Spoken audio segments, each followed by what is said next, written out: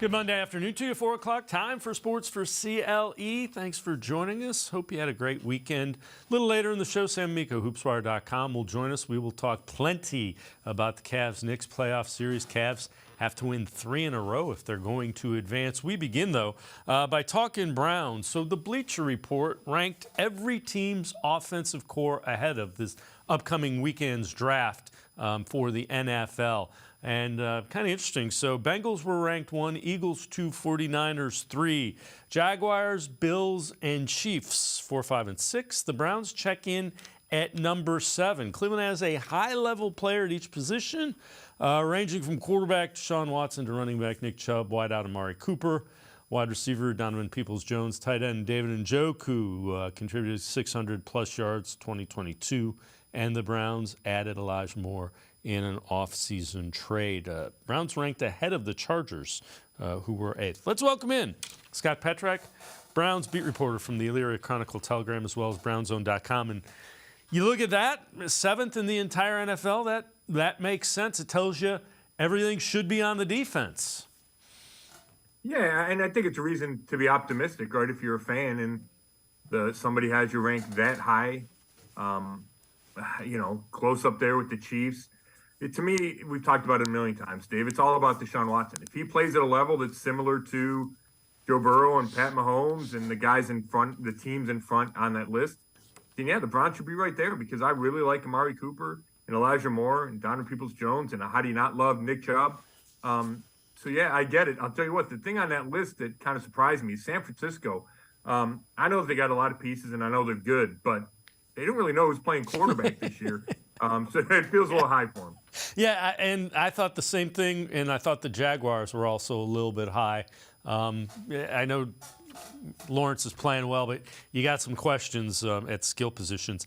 I'm very curious to see what this offense looks like and how much freedom Kevin Stefanski gives Deshaun Watson. I think those two things are going to be key to how elite this offense can be. Yeah, I certainly agree with that. And I think it's yet to be determined just what the offense will look like, right? Kevin Stefanski, every time we talk to him, talks about how there's, an unlimited number of plays. So that's not the issue. It's what's his guys comfortable with, mainly what's Deshaun Watson comfortable with. And, they haven't even hit the field yet in the offseason program. You only had the 6 games from last year. I know they were together in training camp, but that was such a kind of different situation, right? Splitting snaps and knowing he was going to miss time at the start of the year. So I think that's going to be something that evolves over these next few months and then really kind of takes form once training camp starts in July. And part of that is how much freelance will Deshaun Watson be allowed to do? How much input does he have? Or again, freedom when it comes to audible, right? And changing plays at the line of scrimmage and getting into something he likes. I think that's going to be really interesting because I think Kevin Stefanski has always had a lot of that control and might have to cede some of that to Watson. Yeah, he has not had a quarterback with his skill set, and that's one of the things Deshaun Watson was really good at with Houston, was recognizing stuff and getting them into the right play. This is also kind of interesting. So this is from Dog Pound Daily. 3 bargain free agents the Browns should sign before the NFL draft. So only a couple days to get that done. They go number 3, Frank Clark, edge rusher. Number 2, Rodney McLeod, safety. And number 1, Al Woods, nose tackle. Now, we know they've met with Woods. I'm not sure how much of a bargain Frank Clark is going to be. He might be waiting on some money. Yeah, I think Woods would be at the top of that list for me, too, just because I think you'd feel just more solid and secure about the defensive tackle position, right? I mean, as of now, it would be Dalvin Tomlinson and Jordan Elliott.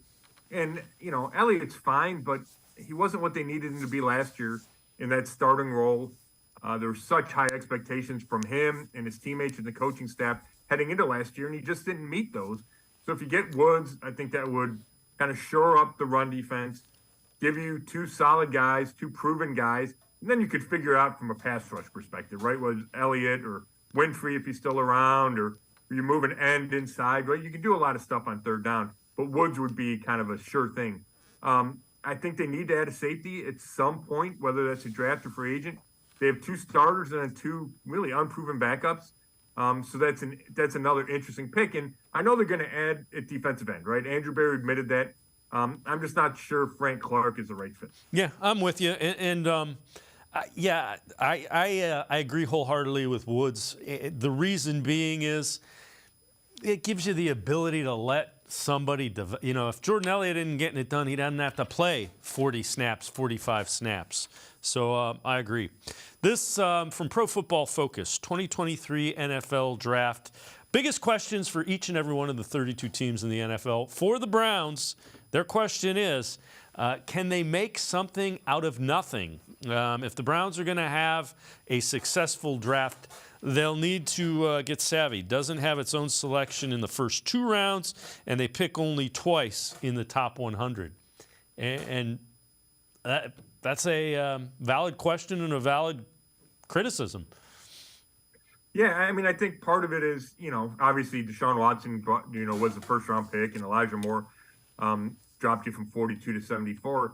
But for this draft to be a real success and for there to be even instant impact, right, at whatever degree you want to say that, a guy that contributes in a rotation, a guy that happens to, work his way in the starting lineup, I think you need some luck, right? Because at 74, you need somebody to fall. It's not in your control, which is probably, I'm sure it's maddening at some degree for Andrew Berry that it's so out of his hands.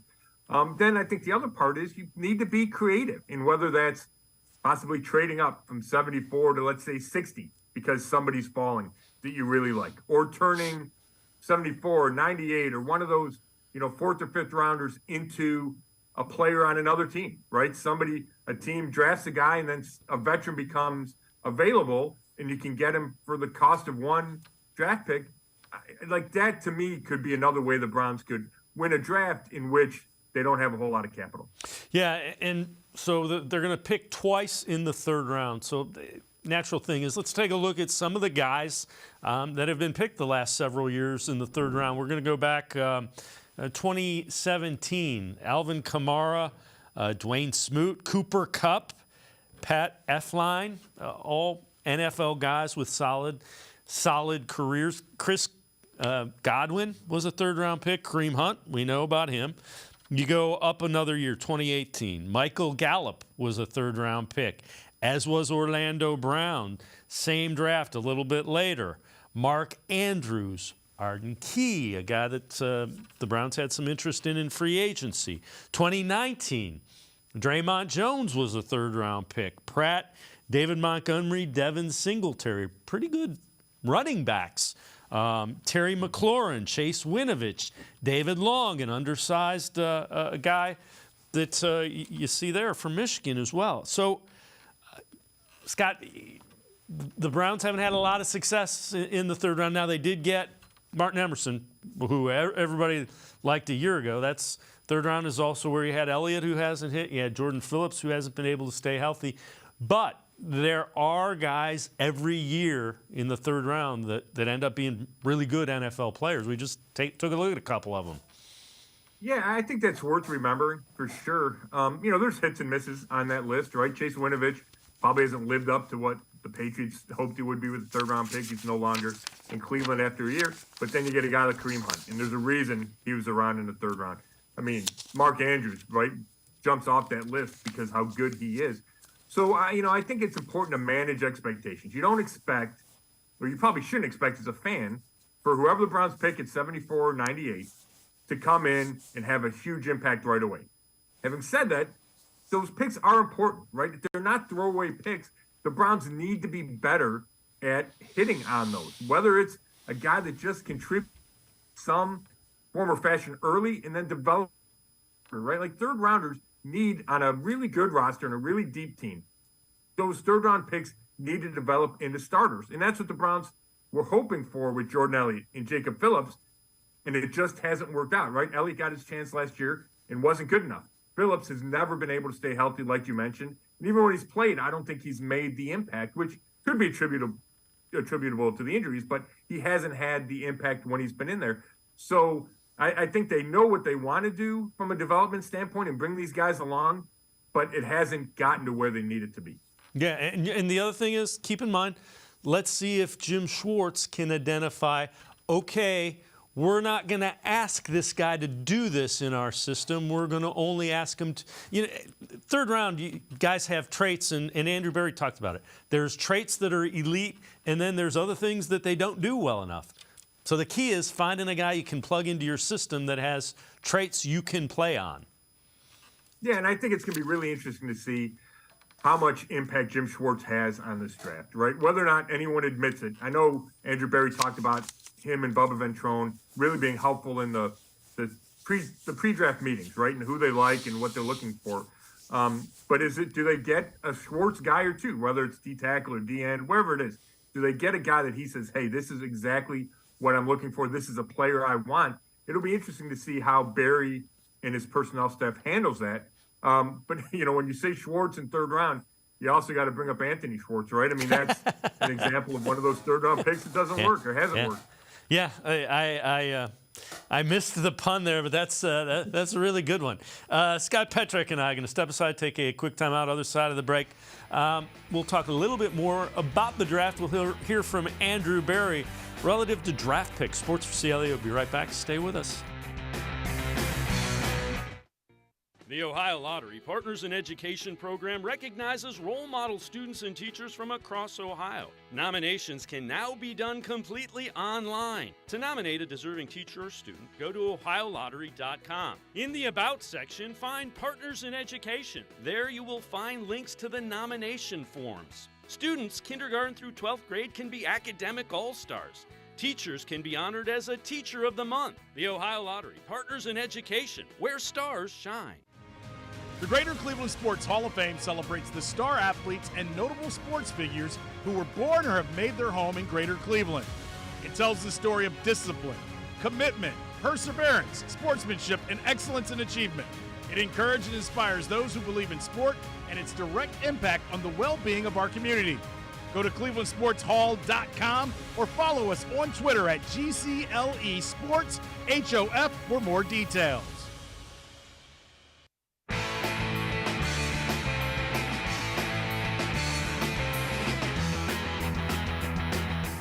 We continue talking Browns with Scott Petrak from the Elyria Chronicle Telegram as well as BrownsZone.com. Andrew Berry, talking about using draft picks to fill rotational spots on the roster. So I would, one thing to say, like Bill Pullen always used to say when I was a scouting assistant, your needs today aren't your needs tomorrow. So I don't know that I ever feel, really settled in terms of addressing needs. Ideally, you want to be in a position as a roster where you're not relying on rookies to have major roles. Now, look, every roster in the NFL will have strengths and weaknesses. There's no perfect roster, and there are going to be spots where maybe you rely a little bit more on younger players than organizationally you desire. But we really want to make sure that as we're in maybe this life cycle of the team, we're in a position where younger players can maybe integrate into the NFL and develop in the NFL at probably maybe more of an appropriate pace. And Scott, I think that was one of the issues last year, defensive tackle. They didn't have that, so they went out and corrected that in free agency. Yeah, and I think it speaks to where they hope the roster is, where they believe the roster is, the urgency to win now. I think all that is, yes, our roster's pretty set, but you need to fill in some holes. You need to have kind of a succession plan, right? Because you can't keep paying all your guys a bunch of money. And I think we might start to see that at certain positions. Talk about running back. There's a transition there from Kareem Hunt. At receiver, how's it going to look next year? Donovan Peoples-Jones is going to be a free agent after this year unless he signs an extension.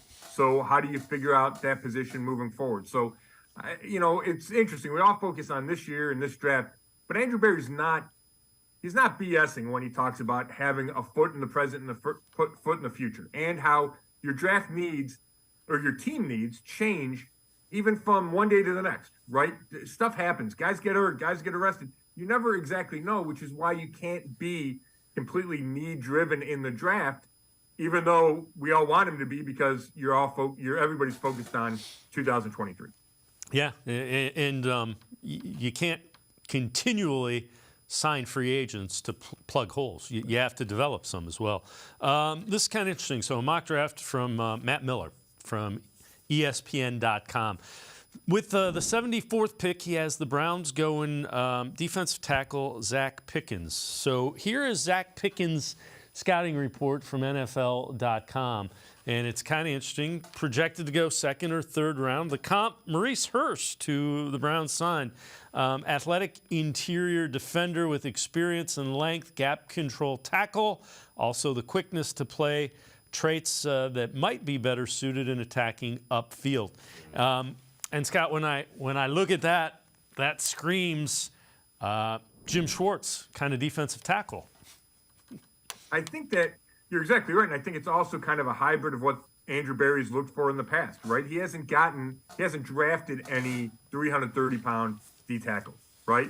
Jordan Elliott was less than 300 pounds. Perry and Winfrey, Tommy Togiai, they're not behemoths to take on two gaps. Now, Dalvin Tomlinson, who they signed in free agency, is that mold, and I think Jim Schwartz and Andrew Berry came together and said, hey, you need one of those guys, right? The Browns are so bad against the run last year on defense that they needed somebody that can really fortify the interior. But I think their fallback and their default is to get guys that attack up the field, that can rush the quarterback on third down. So that's why I think Pickens fits in what they'd be looking for. Yeah, and I think you need both. Well, I know you need both because we saw the run defense. Guys that attacked up the field didn't quite get it done a season ago. At the same mock draft, 98, Miller has the Browns taking a wide receiver, Jaden Reed. Addition of Elijah Moore. Speed at the position can't be ignored. Value on the board. Reed, a home run hitter. He's projected there as a fourth or fifth rounder, and he's one of those guys that's kind of all over the place with what guys think he's going to be. Some of the folks at the Senior Bowl think he could end up, being, other than the top end guys, the next group of them. And you see Greg Ward as the comp. Looked like determined by size, too tight-hipped. For stop and start routes. Could be bottom line is he has the look of a guy that could be a long-term NFL contributor. Reed's an intriguing guy because, again, his things are all over the place. Yeah, he is. And, I've heard that name. I'm actually finishing a story right now about the couple of University of Cincinnati receivers, Tyler Scott and Trey Tucker. And, Scott, I kind of assumed he'd be gone for the Browns by the time they get to 74. You've seen him as a second-round guy. But Daniel Jeremiah from NFL Network has him ranked 114th on his big board. So you just never know. Receiver's interesting. A lot of times it's the type of receiver you're looking for, a trait like you mentioned, and if you have that elite speed. So I certainly think the Browns will take a receiver. I'm not sure if it'll be in the third round or not, but I could see them doing it just because, like we talked about, you can never have enough speed. I think that position's evolving. The offense is evolving with Deshaun Watson, and I think that's kind of a work in progress where that might be the direction the Browns would go.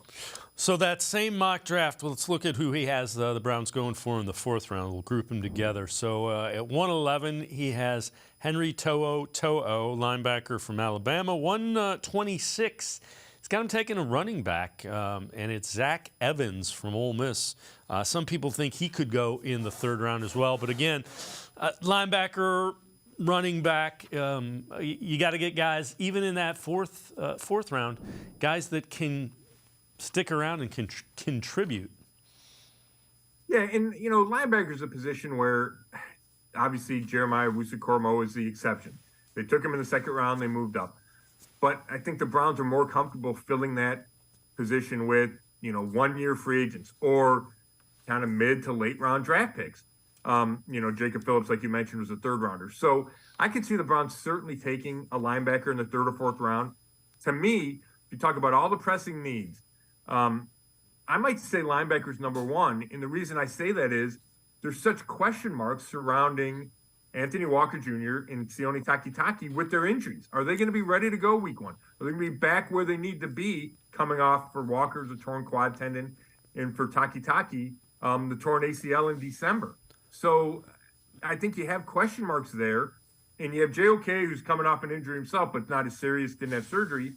If you added another young guy to that mix, maybe with some size, right? If Jack Campbell from Iowa happened to fall that far, I think that makes sense. I think that position makes sense, even though the Browns don't value it kind of compared to some of the other spots. I think right now there is a pressing need there. Yeah, and that's another position. I'm curious as to how it evolves in this defense with Jim Schwartz, because if you get better tackle play, your linebacking play should increase because you're not going to have linemen blocking them and all over them on the second level.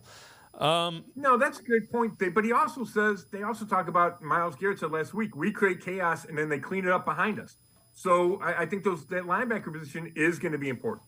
Oh, I agree. I agree wholeheartedly. They're going to have to tackle. Missed tackles in that linebacking room this year. Jim Schwartz isn't going to deal with that. That's going to be a key. All right, Sean Tucker, running back from Syracuse, is another guy who's been kind of linked to the Browns in some mock drafts. Projected mid-round pick, didn't work out for teams at the Combine. Pro day at Syracuse today. Weighed in at 209, measured 5'9.5", 38 in his vertical, 29 reps on the bench. So, again, that's a name just to listen out for, middle rounds. And you see the strength and the athleticism there. Yeah, I think running back's a fascinating spot to look at, Dave, because you have Nick Chubb, you have Jerome Ford, but he's not a guarantee, right? I think he got 4 carries last year. Can he come in and be that third down back and take over for Kareem Hunt? Can he pick up the blitz like he needs to? Can he catch out of the backfield like he needs to? Those remain to be seen. The Browns are really optimistic about it, but I think he needs to prove that. And there's not a whole lot of competition for that spot, right? John Kelly Jr., a couple other guys on the roster. So I certainly think they're going to add there. I think a pick in the draft makes sense because you get really good value from running backs deeper into the draft because nobody takes them high in the draft anymore. And then you have the, Nick Chubb contract situation. When are the Browns going to move on? Do they ever move on from him? So I think all that plays into it just making sense for them to take a running back at some point. And then it's just which one do they go after? Yeah, and it's going to be, I'm sure there are levels. If this guy slides, we really like him. If this guy is there, otherwise we can wait until 5th, 6th round. But there will be levels too, though. I'm sure there's a couple of guys that if they fall at 74 and they think they're, early 2nd round picks, that could be their pick at 74. Well, yeah, and do you project the guy as a third down back and then you take him in the 5th round, or do you project him as the potential successor to Nick Chubb, and then you could take him, like you said, in the 3rd round? Scott Petrick and I are going to step aside, take a quick time out. We continue talking Browns and draft. Sports4CLE will be right back. Stay with us. Come back to go forward. Back to learning new things. Back to pursuing your dreams. Tri-C has flexible learning options to fit your life. And every year, more than 1,000 local companies provide Tri-C students with real-world learning. The right education can boost your lifetime earning power by hundreds of thousands of dollars. Start now with a college education you can afford. Tri-C, where futures begin.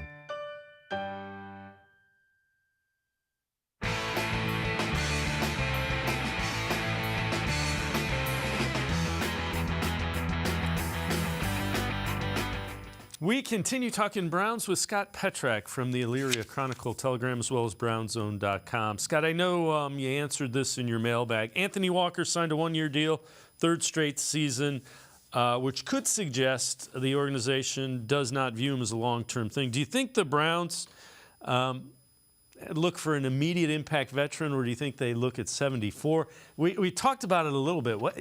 What's your read with linebacker? Yeah, I think it's more draft than veteran. They did re-sign Anthony Walker. They brought back Taki for a year. To me, it feels like, okay, draft a guy, a young guy. If he plays right away, that's fine. If he learns behind Walker for a year, that's fine too. Walker, I think, is in the stage of his career where he's going to go a year to year now, especially coming off the injury. But it just doesn't feel like a spot where they're going to say, hey, they're going to go get whoever. I don't even know who the big name linebackers are out there, if anybody's left. But to me, it just feels like a draft spot versus a veteran spot. Yeah. Now, the one guy that intrigues me is Iowa's Jack Campbell, and I know you wrote an article about it. When you look at him, I don't know that any way that he slides somewhere in the second round where they could trade up and get him. And I know you wrote an article about this. Take us through what you said with Jack Campbell. Yeah, I talked to his defensive coordinator at Iowa, Phil Parker. He's from Amherst. And he thinks he's going way before the Browns. He thought bottom of the first, top of the second. But really, a lot of coaches say that, number one. I don't think Campbell's a perfect prospect. He's got great size. I think he's bigger than some teams would want at linebacker. He's almost 250 pounds. I think he's close to 6'5". So maybe some teams he's off the board for, or, just not high on the board for. So that limits the teams that would take him. He ran a 4.65, which is fine for a linebacker, but he's not a blazer. He makes up for that with size and instincts. So, I think there's a chance he could slide like we talked about. You just never know in the draft what happens to certain prospects, why they're still there. How many times do we hear, oh, my gosh, the team said I never expected this guy to be there. And I think they mean it a lot of times. So I think it'd be fortunate for the Browns if he were there. I think if he were, that it makes so much sense. He's a guy that I think could come in and contribute right away and fit into that group. He's the academic Heisman winner, so he's smart. He's a captain, put up good numbers. Parker just raised about everything about him, and it starts with the size and the instincts. And he makes a lot of plays. There's a play against Ohio State that fans might remember. He drops deep over the middle and kind of reaches out and makes a tip and tips the ball to himself for an interception. He's just a really solid guy and solid linebacker that I think would fit. Yeah, I like him a lot too, and he just looks odd, 6'5", and he's an inside linebacker. It's one of those things. It's like the 6'7" shortstop for the Pirates. It just doesn't look right. You mentioned Ohio State, another guy that you wrote an article about, Zach Harrison. A lot of strengths. There's potential. You kind of look at it, and you were waiting for him to kind of dominate in college, and it just didn't happen. Yeah, I mean, that's the thing about it, right? I think he had 7.5 sacks over his last 2 years, 4 and then 3.5. And you look at that and you go, those numbers don't jump out at you. But, he's like 6'6". He runs really well, got crazy wingspan and long arms. So I think there's a lot of potential there. I talked to Larry Johnson, the associate head coach, his D-line coach, and he said, we didn't play him in a wide 9 a ton, right? And we all know a wide 9 with Jim Schwartz, where you let the end get way wide, and it really it helps the angle to get to the quarterback. It's usually one-on-one with the tackle. They played him in a lot of 6 technique, and he had a tight end in the way. He just felt like that took away some prime pass rushing opportunities for Harrison, which affected the sack total. And if you watch his highlight film, right, and I'm sure fans saw plenty of Ohio State games, he's forcing fumbles and tipping passes that turn into big plays for other guys. Forced fumble, recovered by somebody else, touchdown. Tip ball, interception, touchdown. There were a lot of plays that Harrison had a hand in. So, he had 33 pressures, which if you combine that with the sack total, doesn't look nearly as questionable as just the sack total alone. So I think there's reason to think he could be a good player. He's powerful with that length and that size. He still needs to work on the bend. He's not going to dip like Myles Garrett does right now. But I think he'd be nice in that mix with Garrett and Obo and Alex Wright, and you could put him inside if you wanted to on third down and let him rush with those big arms and wingspan. So he's a guy that I think will be there in the third round, and I think makes sense because the Browns have a hole at defensive end. They need to add to that pile, and I think they'd have a hard time ignoring a guy with that size and those physical abilities.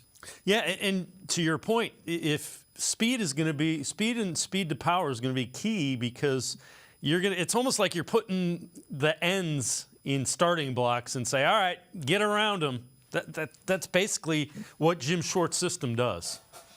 Yeah, and he's got that long arm. He can put it in the chest, come in at that tackle. I think he's good against the run, right? And we talked about the Browns' poor run defense. That matters in who the ends are.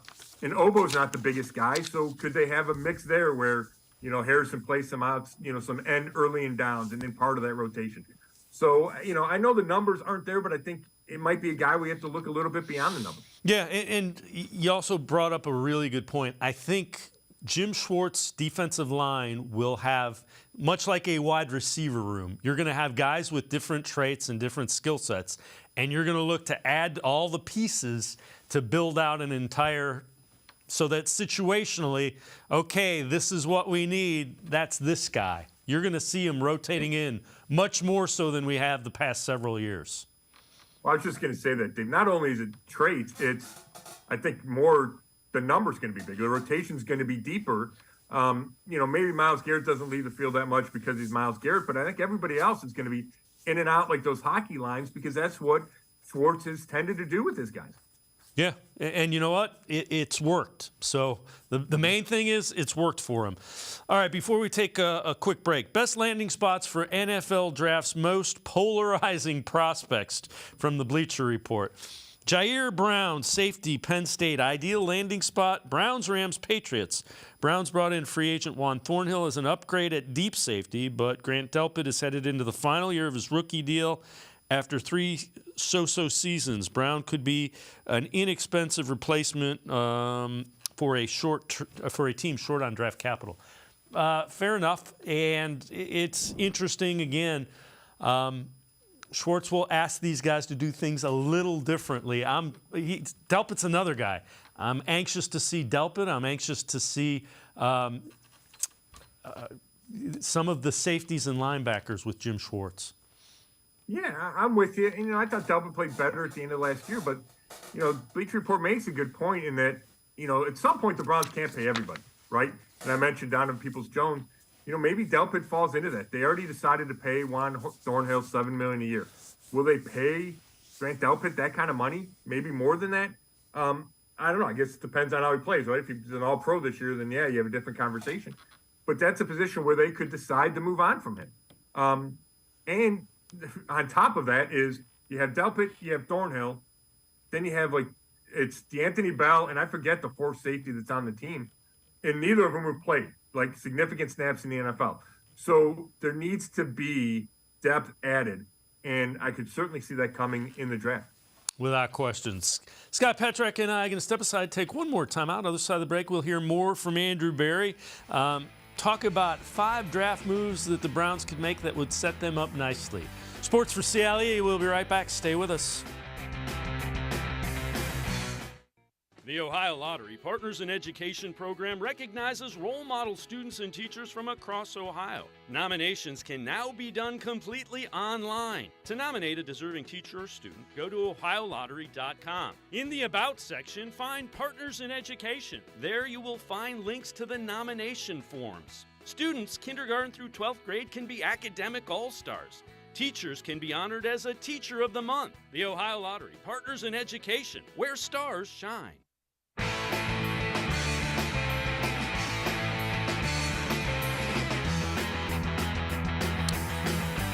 We continue talking Browns with Scott Petrak from the Elyria Chronicle Telegram as well as BrownZone.com. Andrew Berry on if the team's plans to win now affect how they draft.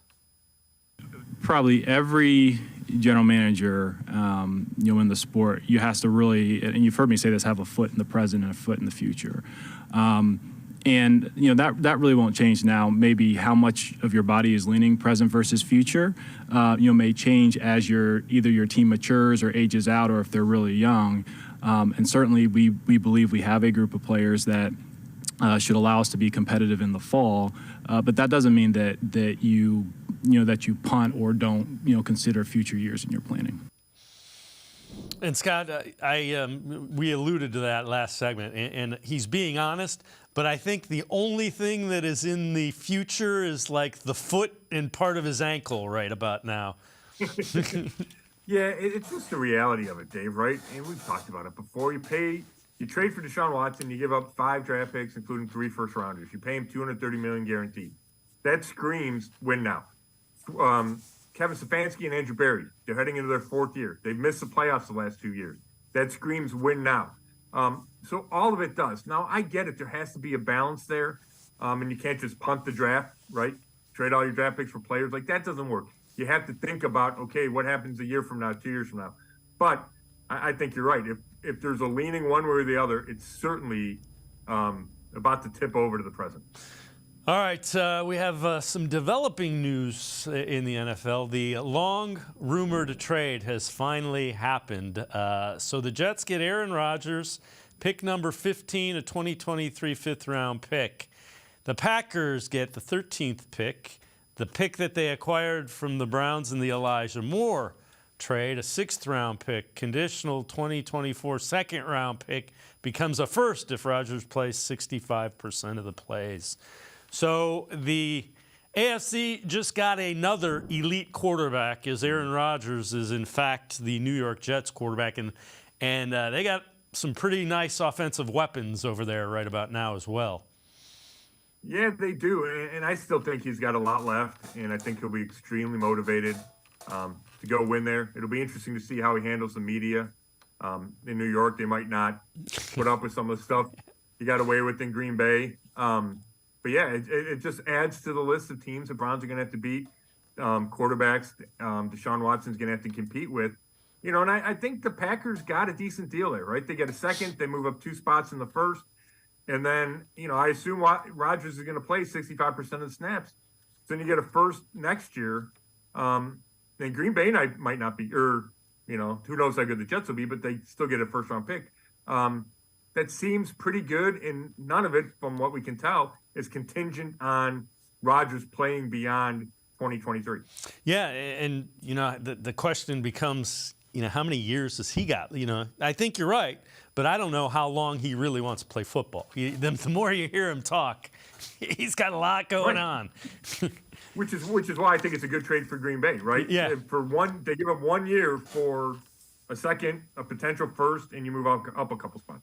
All right, before I let you go, 5 draft moves to finally get the Browns to a Super Bowl. This from Dog Pound Daily. Number 5, bring in a space-eating nose tackle. Number 4, take advantage of running back and tight end depth. Number 3, improve the offensive tackle. Number 2, land a starting caliber defensive end. Number 1, trade up for Trenton Simpson, linebacker from Clemson. And with all of that, I don't know that you're going to be able to trade up enough to get a guy like Simpson. But starting caliber D-end, a linebacker like we've talked about, I think those are 2 key things. And you're going to need running backs. You're going to need running back depth without question. Yeah, I'm just not sure you can accomplish all those goals with, you know, a pick not until number 74.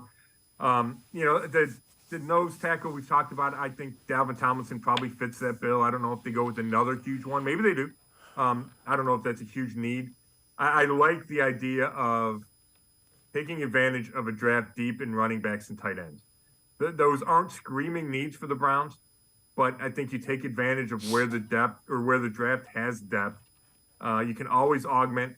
We know they want to surround Deshaun Watson with as much talent as possible. So that makes sense to me. Yeah, I agree with you wholeheartedly. And the other thing is, I'd like a pass-catching running back as well, because I think that adds another weapon to Deshaun Watson's arsenal. Yeah, and we have to see what Jerome Ford does there, right? I think they believe he can do it, but we didn't see it all last year. Yeah, and again, there are levels to. I think he can catch the ball. I think Nick Chubb can catch the ball. Let's find somebody that defenses go, oh, we gotta follow him. Yeah, no, I think you're exactly right. Scott Petrak, as always, appreciate the time and the insight. Thanks very much, Scott. Thanks, Dave. Scott Petrak, make sure you check him out. Pages of the Elyria Chronicle Telegram. You can check him out online, brownzone.com. We turn our attention to the Cavaliers, down 3-1 to the Knicks. Sam Amico from hoopswire.com. We're talking Cavs-Knicks series. Sports4CLE will be right back. Stay with us. Come back to go forward. Back to learning new things. Back to pursuing your dreams. Tri-C has flexible learning options to fit your life. And every year, more than 1,000 local companies provide Tri-C students with real-world learning. The right education can boost your lifetime earning power by hundreds of thousands of dollars. Start now with a college education you can afford.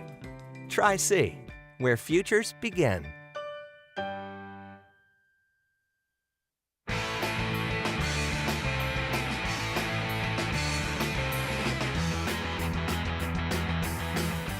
Sports for CLE continues. We turn our attention to the Cavaliers, down 3-1 to the Knicks. Game 5, Rocket Mortgage Fieldhouse Wednesday. Not a good weekend. Take a look at this from Channing Frye. Okay, last complaint. Where is the sense of urgency from the Cavs? Wild to watch. He's referring to the loss yesterday in Game 4. Another thing of note, Knicks had 17 offensive rebounds in the game, 21 second chance points. We've heard that before in this series. Let's welcome in Sam Amico, hoopswire.com. Sam, they're just getting out-hustled and not doing the things that got them 50-plus wins during the regular season. Yeah, I mean, you start with the rebounding. We saw the tweet from Kelsey Russo. That was a problem in Game 1. You just really, at this point, don't know what's going to change that. I certainly did not foresee the Cavs getting out-muscled near the basket to this extent for an entire series. And that's really been a huge thing. The fact that they've, you look at the regular season, their defense was near the top all year long, and rebounding was one of their strengths, but defensive rebounding has not been very good. Their defense at the rim has not been very good. The Knicks are getting a lot of layups, a lot of putbacks, and it seems like every long rebound has been going to New York. Part of that is as Channing Frye suggested, part of that is kind of the sense of urgency and the hustle. And these are all things that a lot of people feared you might see from a young team in the playoffs, kind of playing as if it's the regular season still. And you just can't do that. You see the results, especially when you play that way on the road for 2 games. You're gonna get taken care of pretty quickly. And that's the reason they stand where they do in the series right now.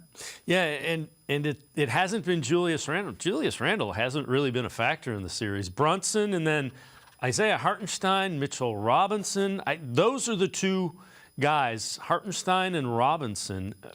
That's supposed to be a strength with Allen and Mobley, and it's really hurt them inside. Yeah, those 2 guys have outplayed that you just named, Hartenstein and especially Mitchell Robinson, their starter at center, have really outplayed Jared Allen and Evan Mobley. And you're right, Julius Randle has not had a good series shooting the basketball. He's done a lot of other things well, and that's really kind of setting that physical, aggressive tone that the Knicks have played with. And of course, the ultimate X factor for the Knicks so far has been Josh Hart, who's 6'4", been getting a ton of rebounds, a lot of loose balls, making a lot of plays. Josh Hart's been the ultimate X factor in this series.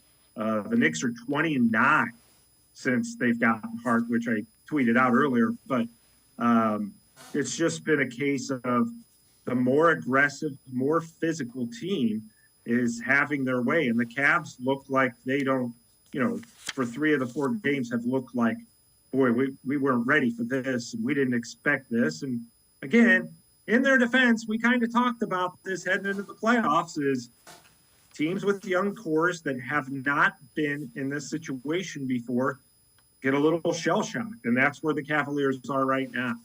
Yeah, the other thing yesterday that was surprising, Donovan Mitchell was 5 of 18, scored 11 points.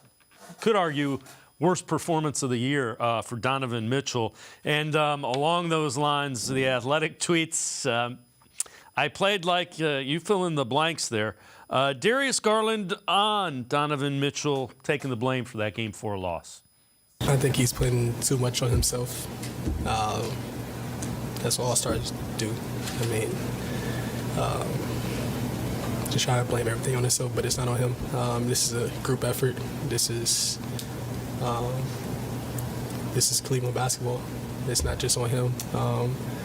So anything he says that he puts on himself, don't listen to him. I mean, everybody have nights like this. I think he got some really good looks. He was really aggressive tonight, so we need that from him going forward. I mean, he's been one of the leaders of this group this entire year, so when he goes, we go. So he's going to move on to the next one. We're going to keep his head high. We're going to have his back no matter what, so we're just going to move on to the next one. And Sam, the Cavs have been unable, other than the Game 2 stretch there where they open it up, that they just haven't been in any rhythm offensively. Credit New York. They've looked out of sorts. Yeah, well, that, like you said, credit New York. I mean, it was obvious after Game 1. I sat there in Tom Thibodeau's press conference after Game 1, after the Knicks had won, and Tom Thibodeau said, we've got to find a way to limit and contain Donovan Mitchell, or we're not going to keep having results like we did in Game 1. So guess what they did? In Game 2, they contained Donovan Mitchell a little more. Everybody talked about, hey, he had a career-high 13 playoff assists. The Knicks were happy about that. They'd rather have Donovan Mitchell turn him into a facilitator than a scorer. Granted, the Cavs won that game big, Game 2, but it kind of set the tone for what this series was going to be. And for the Knicks, that is, we're going to run 2, 3, 4 guys at Donovan Mitchell if we have to, and we're going to make him give up the ball. And by the time he shoots his shot, he's going to be so exhausted that it's probably, going to be probably not be that impactful of a shooter. And that's what we saw in Game 4. Donovan Mitchell's defense, he's a completely class guy. He's a great leader, and he's going to take the blame for it. But what the Knicks are doing is saying, we're not going to let Donovan Mitchell go nuts. We're going to let and force the other guys, this younger core of playoff rookies, so many of them, Darius Garland, Isaac Okoro, Evan Mobley, we're going to force those guys to beat us by removing the ball from Donovan Mitchell's hands. And when Donovan Mitchell does get shots, we want him to be so exhausted that the odds of those shots going in are going to be a lot less. So that's what New York has done since Game 2, frankly. And, I think a lot of people, and credit to Donovan Mitchell for that Game 2, 17 points, 13 assists, but that was playing right into the Knicks' hands. They want to turn him into a facilitator. And, this is where the other guys that don't have the playoff experience, they're being counted on heavily. And right now they just haven't been able to deliver. So the Cavs have to beat the Knicks 3 in a row now in order to win the series. They do have 8 times this year. We went back and counted them. 8 times they've won 3 games in a row or more during the season. What needs to change? First and foremost, what needs to change if they're going to win 3 in a row against the Knicks? Well, the first thing, obviously, is you've got to match them physically, particularly when it comes to rebounding the basketball. You cannot give them second and third opportunities, because not only does that lead to more points for the Knicks, which is what you're trying to avoid, but it gives them a lot of momentum. It's very deflating as a defense. When you were one of the top defensive teams, if not the top defensive teams for most of the regular season, and now you're giving the team second, third chance, the opponent second, third opportunities to score. It does more than put points on the board. It deflates you emotionally for the rest of the game or the next possession or whatever. And if you're the Cavs, you absolutely have to find a way to crash the boards, get the rebounds, get those long rebounds. Your rebounds can't just be deflections, which it seemed like a lot of their defensive rebounds were in the first half of Game 4. They were getting a lot of deflections. And Karis LeVert was the guy going in there. Credit to him, going in there and getting the basketball off the glass a lot of times. Mitchell and Mobley have to do a better job at, not only defending the paint, but going and getting the ball. And then, you know what? Then it gets you out on the break a little bit. It opens things up. It makes them harder. It makes the Knicks harder to blitz Donovan Mitchell. And you're creating off your defense and your rebounding, which has been the Cavs' calling card all season. So they need to go back to that. They have to be aggressive. It's that just be aggressive. If you're going to go down swinging. Sam Amico and I are going to step aside, take a quick time out. We'll continue to look ahead to Game 5 Wednesday. Cavs-Knicks. Cavs have to win 3 in a row. Sports4CLE. I'll be right back. Stay with us. The Ohio Lottery Partners in Education program recognizes role model students and teachers from across Ohio. Nominations can now be done completely online. To nominate a deserving teacher or student, go to ohiolottery.com. In the About section, find Partners in Education. There you will find links to the nomination forms. Students, kindergarten through 12th grade, can be academic all-stars. Teachers can be honored as a Teacher of the Month. The Ohio Lottery Partners in Education, where stars shine. The Greater Cleveland Sports Hall of Fame celebrates the star athletes and notable sports figures who were born or have made their home in Greater Cleveland. It tells the story of discipline, commitment, perseverance, sportsmanship, and excellence in achievement. It encourages and inspires those who believe in sport and its direct impact on the well-being of our community. Go to clevelandsportshall.com or follow us on Twitter at GCLE Sports HOF for more details.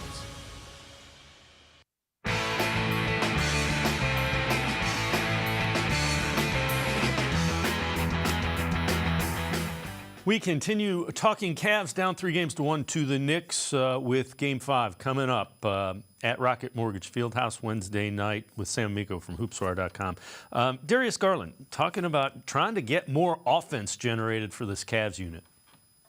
Everybody touch the ball in possession.